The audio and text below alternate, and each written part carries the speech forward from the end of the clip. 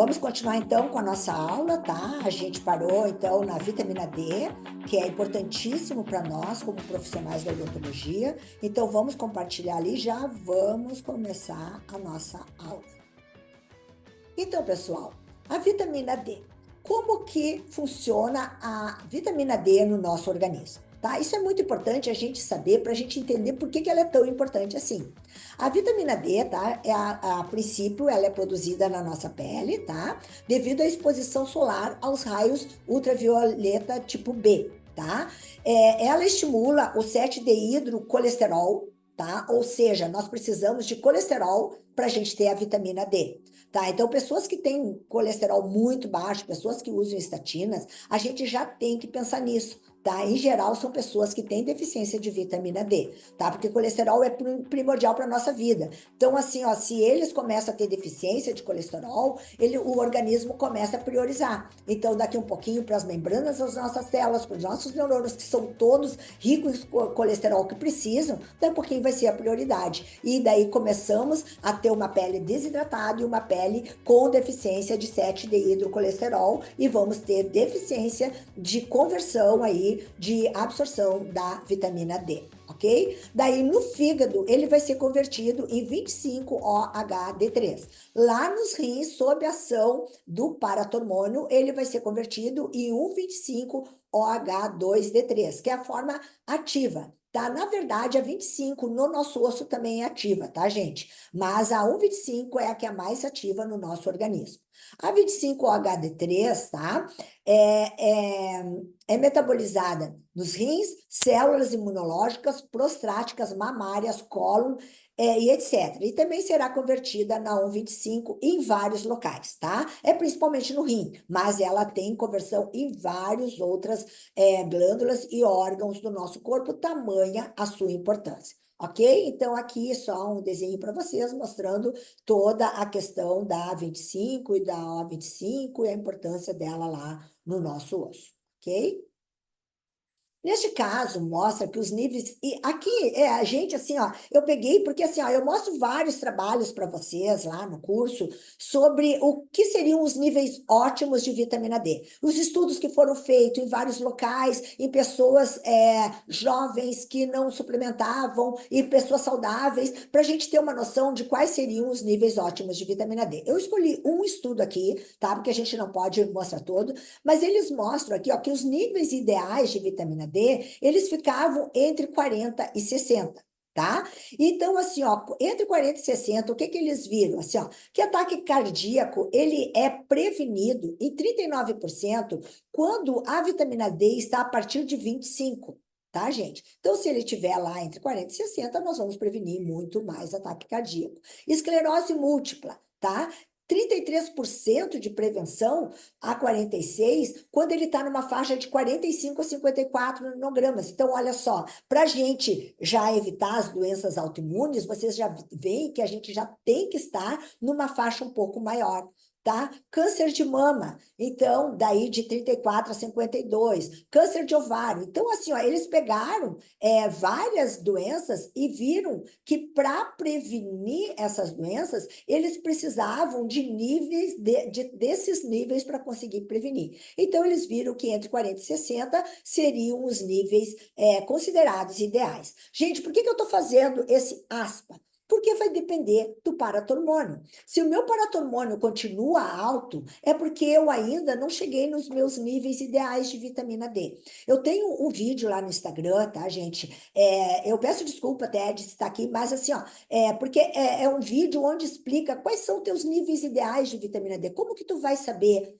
Isso é importante, assim, porque cada caso é um caso. E eu não tenho como explicar tudo isso aqui para vocês, mas é importante que nós, profissionais da saúde, saibamos isso, tá? Saibamos como se pede e quais são os níveis ideais, ok? Então, assim, ó, mas, não tem, o paciente veio só com a 25 OHD e não veio com o paratormônio. Bom, então o mínimo que eu quero é que ele esteja dentro dessa faixa, ok? A chance de ele não estar deficiente é bem menor. Ok? Então, aqui alguns trabalhos para vocês mostrando isso. certo? Então, aqui eu coloquei algumas questões da odontologia, tá? Então, que a reabilitação com implante ósseo integrado é um tratamento de longevidade, porém ainda apresenta falhas que podem estar relacionadas a problemas como superfície do implante, técnicas cirúrgicas, qualidade e quantidades ósseas e saúde sistêmica do paciente. A concentração da vitamina D está relacionada a cada fase da osteointegração. Gente, tudo isso está relacionado à quantidade de vitamina D.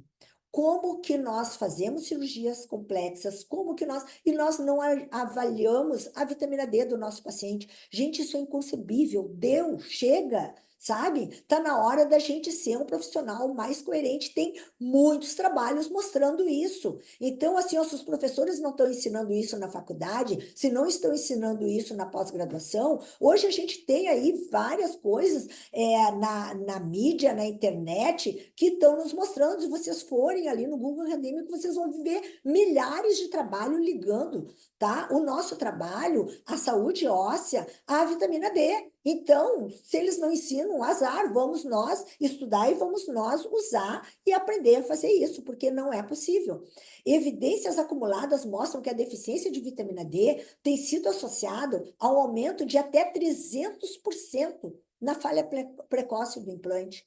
Então, assim, pensar que o implantodontista não pede exame de vitamina D, gente, é inconcebível. Lógico, nós éramos ignorantes com relação a isso. Agora não somos mais. Então, vamos lá, vamos começar a fazer isso no nosso dia a dia da clínica. Os nossos pacientes vão ser muito beneficiados por isso, e nós também. E nós também, porque a gente sabe que a vitamina D não é importante só para o sucesso da minha cirurgia. Vai ser importantíssimo para o sucesso da saúde do nosso paciente. Na periodontia, pode-se destacar a observação de associação significativa entre polimorfismos no gene VDR, tá? Que é do receptor da vitamina D, e o risco de periodontite grave, tá? Um trabalho na China. Outro estudo saudita ainda conclui que a periodontite está significativamente associada a níveis deficientes e insuficientes de vitamina D.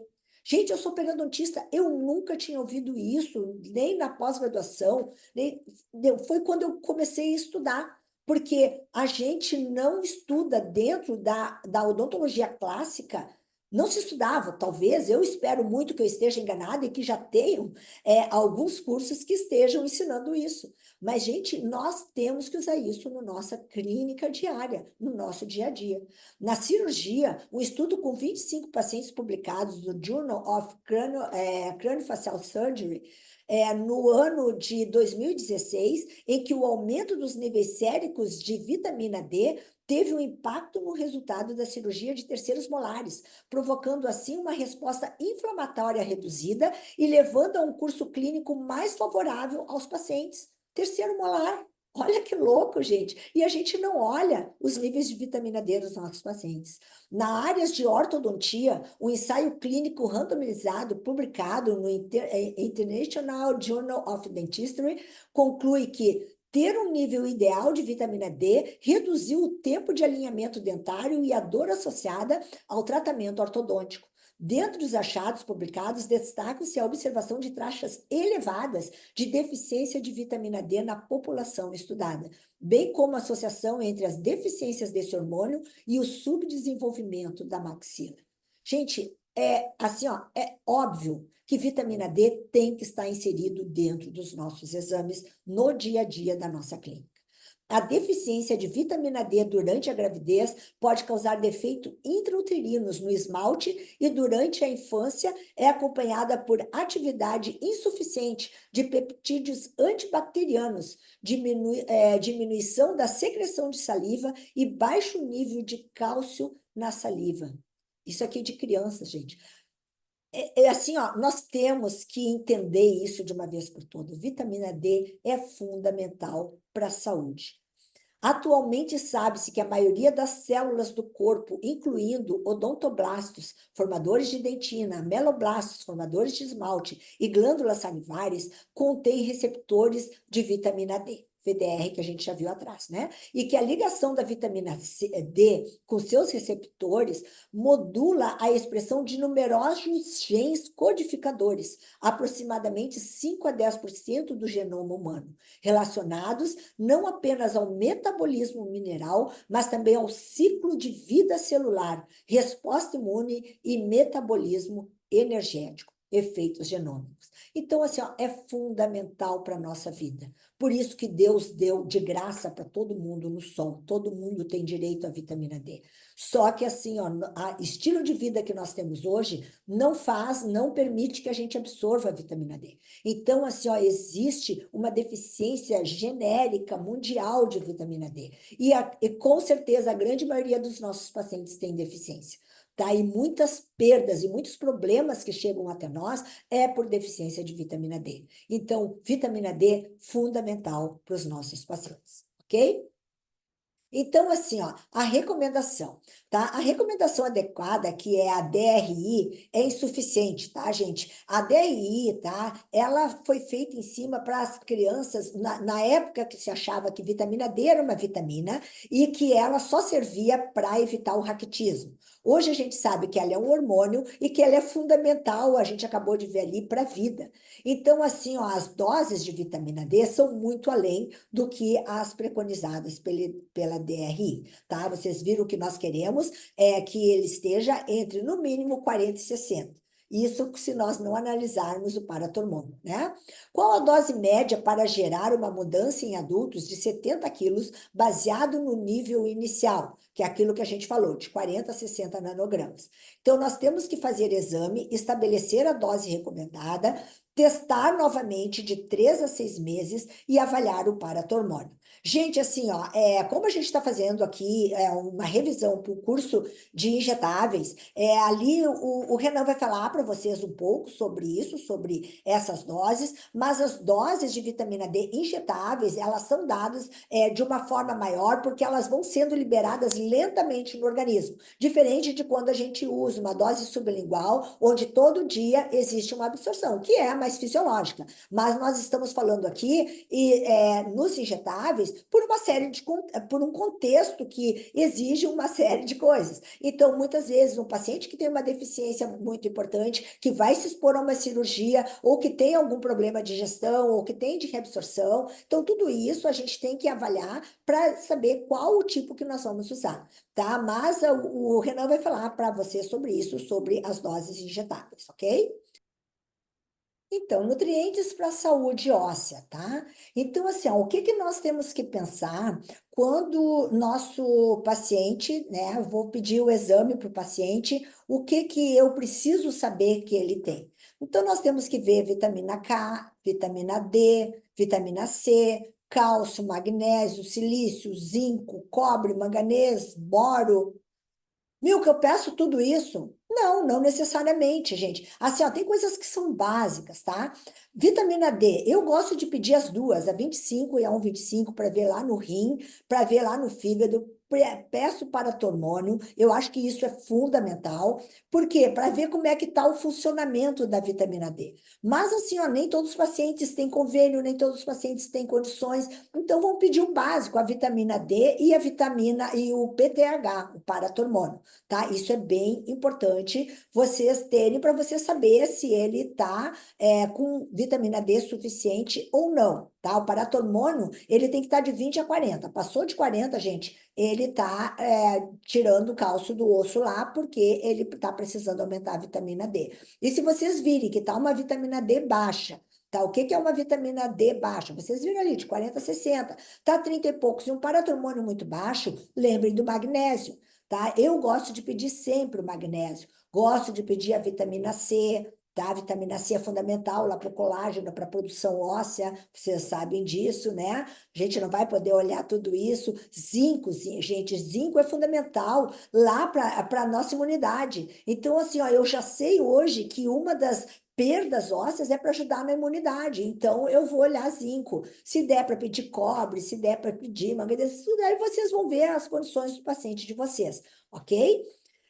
suplementação e fontes. Então, isso aqui é uma outra coisa que sempre tem que lembrar, que nem tudo a gente vai suplementar, tá? Uma das coisas é estimular o nosso paciente a se alimentar de forma correta e absorver esses nutrientes para que a coisa funcione. Então, eu vou me preocupar, conversar com o meu paciente sobre absorção e sobre nutrição, tá, gente? Isso é importante. Ah, meu, que eu não entendo nada disso. Então, pega uma nutricionista, gente. Nós temos que aprender a trabalhar com pessoas, porque isso tudo vai impactar nos resultados do nosso trabalho.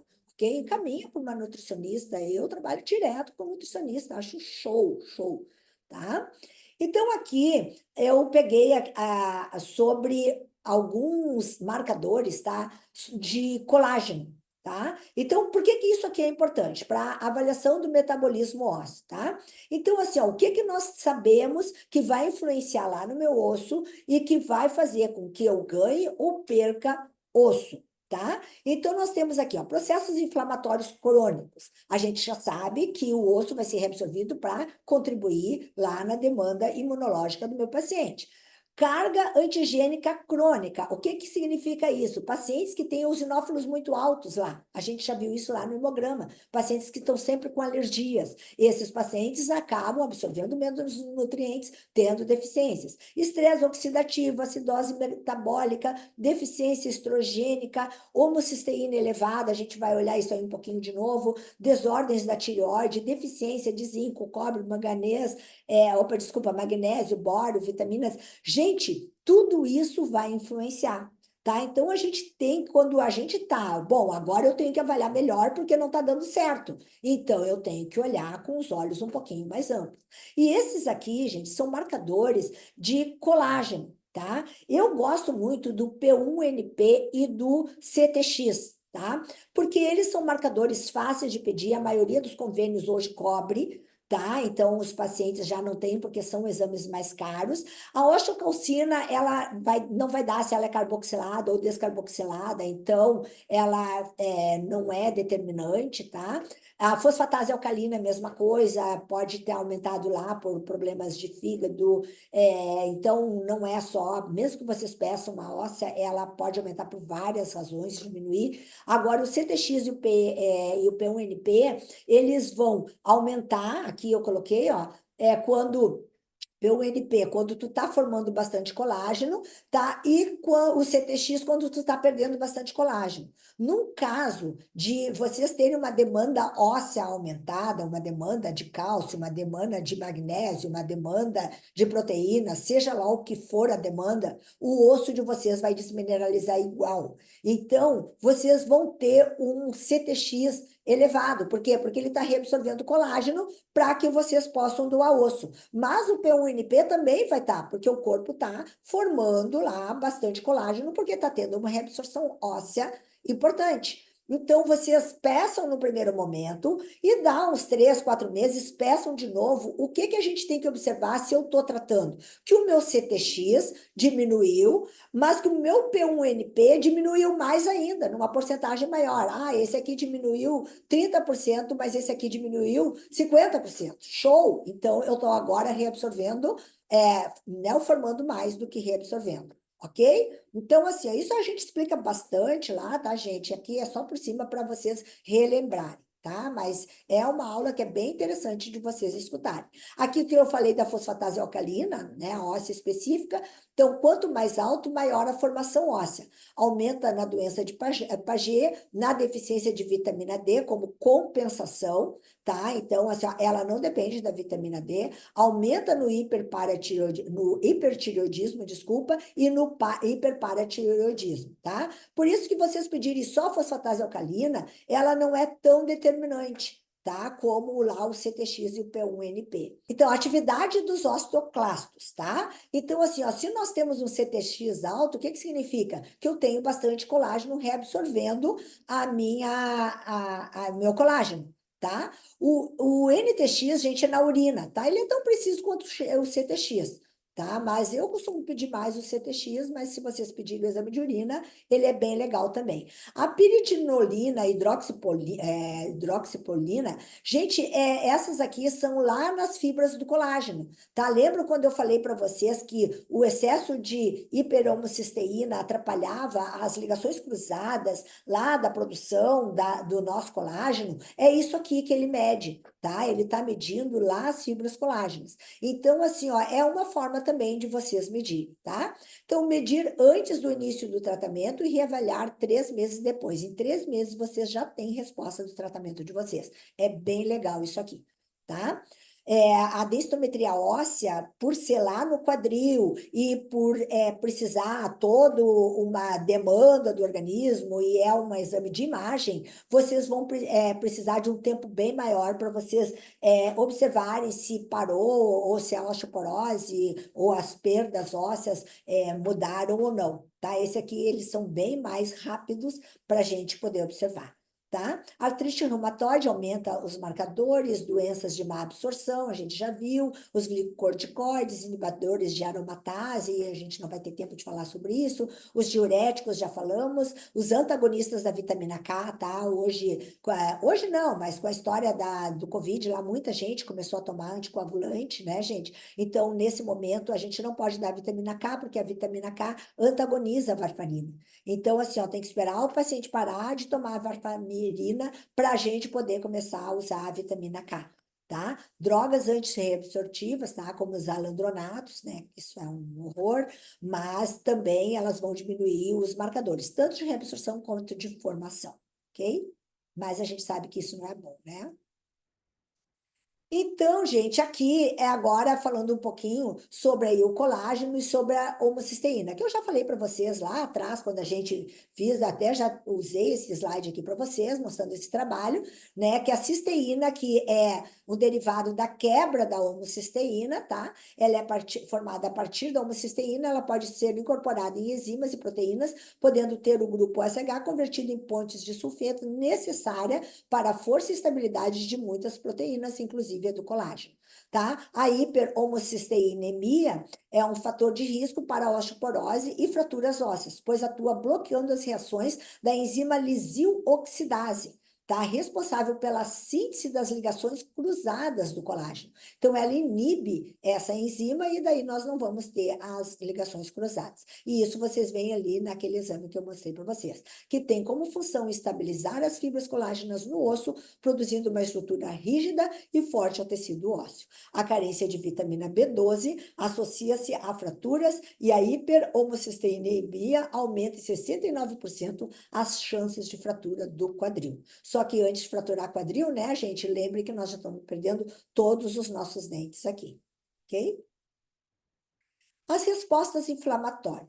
Então, adesão à parede dos vasos e os marcadores inflamatórios. Então, gente, sempre que a gente tiver uma inflamação, tá? Por que que nós vamos olhar os marcadores inflamatórios? Porque a gente sabe que a gente já estudou lá no hemograma que o que acontece numa resposta inflamatória, a distribuição dos leucócitos e eritrócitos dentro do vaso ocorre uma alteração. Lembra disso? Para os leucócitos virem mais para a borda dos vasos, os eritrócitos ficam mais no meio.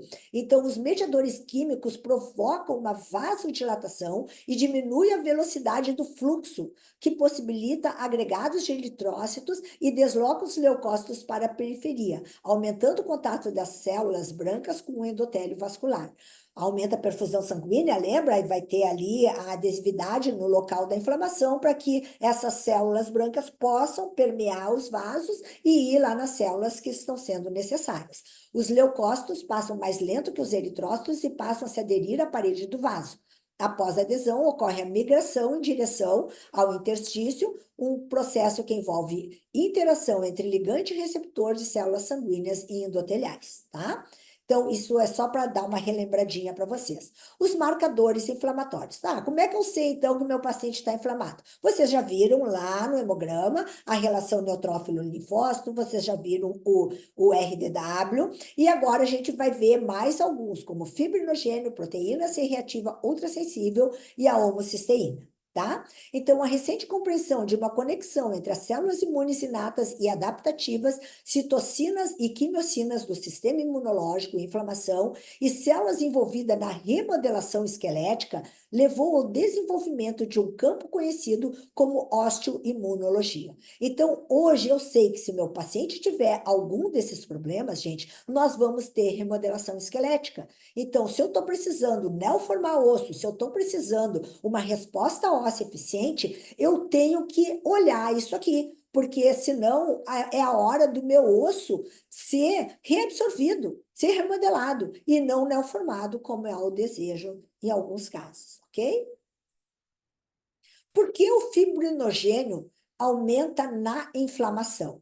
Efeito na viscosidade do sangue. Vocês viram, então, que o vaso dilata, né? E o sangue ele vai passar mais lento ali para que os leucócitos permeiem os vasos. Então, efeito na viscosidade do sangue. Aumenta o nível de fibrinas, né? Que vem lá do nosso fígado, né?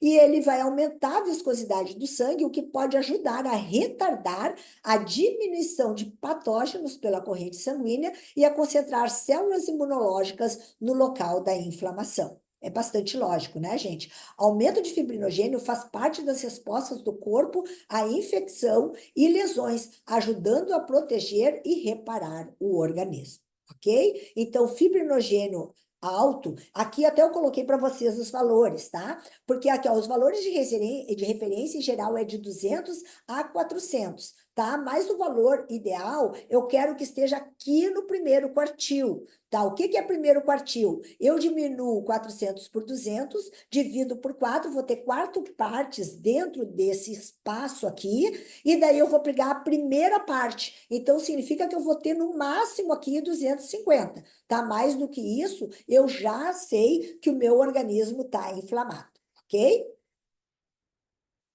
O fibrinogênio sendo uma proteína de fase aguda, gente, isso é muito importante. Se vocês tiverem um fibrinogênio alto, pergunta para o paciente de vocês se ele não estava com dor de garganta, se ele não teve uma gripe, porque às vezes o fibrinogênio alto pode ser decorrente de algum processo agudo que ele teve ali, às vezes até uma picada de animal pode elevar um fibrinogênio, tá?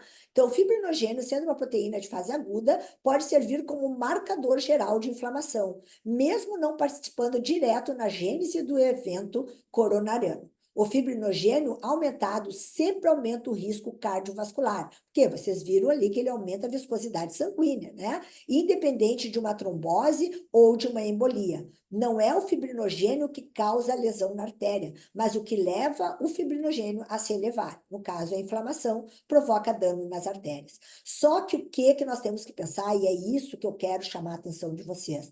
Gente, a periodontite, ela provoca aumento constante de fibrinogênio. Nós vamos ter esse fibrinogênio alto constantemente. Um implante que está lá com uma periimplantite, o implante que está perdendo o osso, ele aumenta o fibrinogênio. Então, assim, ó, nós estamos sendo responsáveis por deixar passar isso aqui, lógico, não nós, mas o fato de nós não resolvermos isso aqui com o nosso paciente, porque muitas vezes, gente, a gente segue acompanhando. Gente, acompanhando o quê? Acompanhando o nosso paciente infartar, sabe? Se o meu paciente tiver uma inflamação local, eu tenho que trabalhar em cima disso, tenho que deixar o meu paciente consciente que isso é um problema de risco a problemas muito importantes dentro do organismo dele. E é verdade, gente, isso é verdade. E isso é mais do que real. Então, nós temos que começar a levar isso mais a sério. Nós estamos assim, ó, eu fui no congresso de medicina integrativa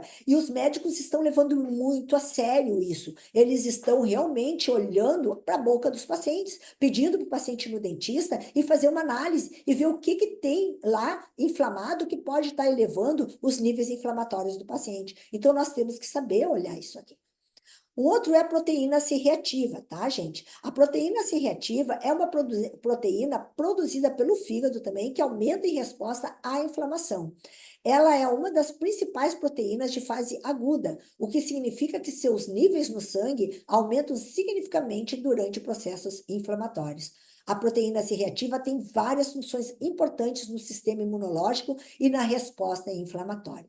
O que é legal de vocês pedirem também é a proteína C reativa ultrassensível, porque ela não vai dar para vocês só a fase aguda, tá, gente? Ela vai dar para vocês os processos crônicos também. Eu vou explicar um pouquinho melhor isso aqui, mas é importante vocês terem isso em mente, tá?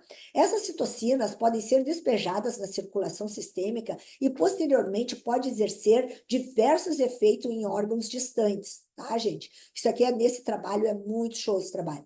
Foi mostrado um nível aumentado de TNF-alfa no soro de pacientes com periodontite crônica, e esse achado está associado a uma presença abundante de certos patógenos periodontais na placa dentária. E nem sempre isso precisa estar na boca inteira, gente. Basta ter um dente com um processo periodontal. A doença periodontal crônica é caracterizada por inflamações sistêmicas, avaliada pelo aumento dos níveis de proteína C reativa, fibrinogênio e outros mediadores. E nossos resultados estão de acordo com os resultados semelhantes publicados em adultos jovens da mesma idade. Então, aumenta os mediadores inflamatórios de todo o organismo, gente, de todo o organismo.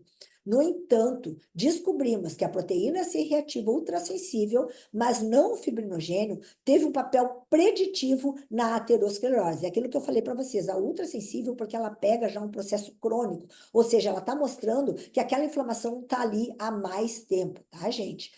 Então, da aterosclerose através de sua associação com a espessura média íntima da artéria, né? Que já foi bem documentada também. Ok, gente? Então, assim, ó, nós temos que pedir esses. Então, eu tive um problema que ele está sendo recorrente. Eu tenho que pensar em pedir agora os meus parâmetros inflamatórios e ver o que está ocorrendo. Ok?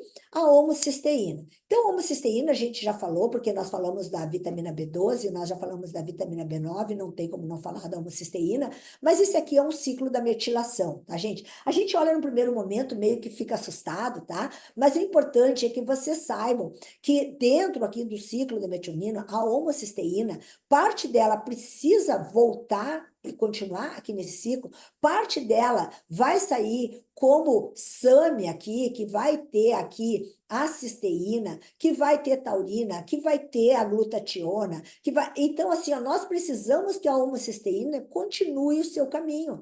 Se nós tivermos excesso de homocisteína, significa que nós estamos tendo falta de coisas importantes para o nosso organismo. A cisteína, vocês viram lá, para formar colágeno, a glutationa para detoxificar o nosso organismo. Então, assim, nós precisamos que a homocisteína esteja diminuída, e a própria homocisteína alta, vocês viram que ela inibe lá a enzima lisil, né, que ela vai formar também os nossos colágenos. Então, gente, assim, ó, homocisteína é importantíssimo para nós que precisamos de colágeno para formar o nosso osso. Imagina num caso de cirurgia, imagina num caso de uma lesão periapical, imagina num caso de ortodontia, onde ele precisa, né, neoformar e reabsorver o osso. Então, assim, nós temos que olhar para esses marcadores inflamatórios, ok? A homocisteína é formada através do metabolismo da metionina, que ocorre principalmente no fígado, e o processo pode ser dividido em várias etapas, tá? Que nós não vamos poder ver isso aqui agora, tá? Os níveis de homocisteína no sangue são regulados por várias vitaminas e cofatores, incluindo vitamina B6, vitamina B12 e ácido fólico. Gente, isso aqui é importante agora, quando vocês forem estudar lá com o Renan, porque isso aqui a gente costuma dar direto nos injetáveis quando a gente vai fazer algum processo nos nossos pacientes, principalmente pacientes que chegam já em cima da hora para fazer as cirurgias ou para fazer um procedimento, onde a gente pede os exames e eles estão bastante inflamados. Então, uma das formas da gente diminuir a homocisteína é a gente dando aqui o complexo, as vitaminas do complexo B, ok? Então, aqui nós temos, ó, incluindo vitamina B6, B12, o ácido fólico, que é a vitamina B9, né?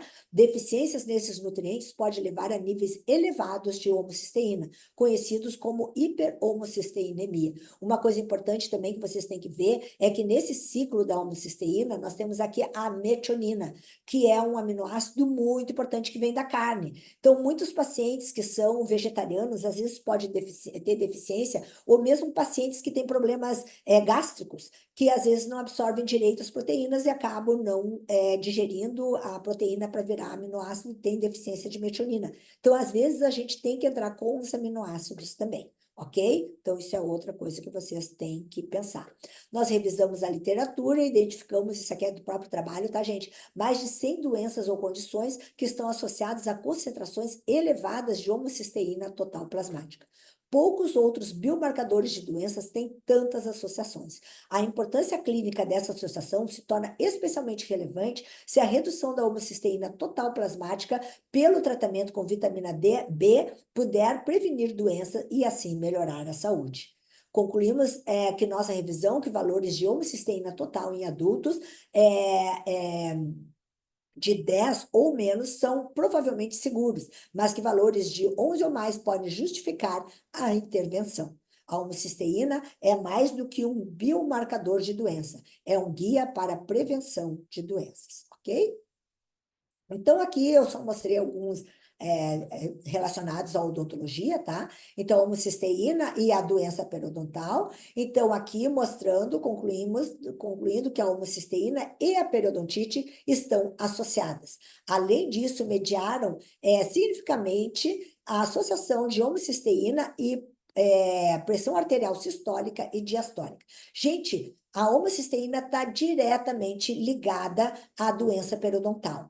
E eu fiquei pensando, pô, mas se ela está associada ao complexo B, eu fui procurar lá no Google se nós temos a associação das deficiências de complexo B com as doenças periodontais. E, gente, olha só, aproximadamente 17.700 trabalhos relacionando a doença periodontal à deficiência do complexo B. E eu coloquei aqui daí a deplexão do complexo B, no caso da presença de doença periodontal, e também 14.100 trabalhos relacionando quando tem a doença periodontal, o quanto existe de depressão, de uso das vitaminas do complexo B. Então, gente, assim, ó, nós temos que pensar em complexo B. Olha que louco! Nós somos dentistas, mas nós temos que aprender essas coisas. Isso não fazia parte da odontologia. Hoje faz. Ok? Então, nesse trabalho, os resultados que eles obtiveram, todos os parâmetros clínicos para o estado periodontal no grupo com periodontite,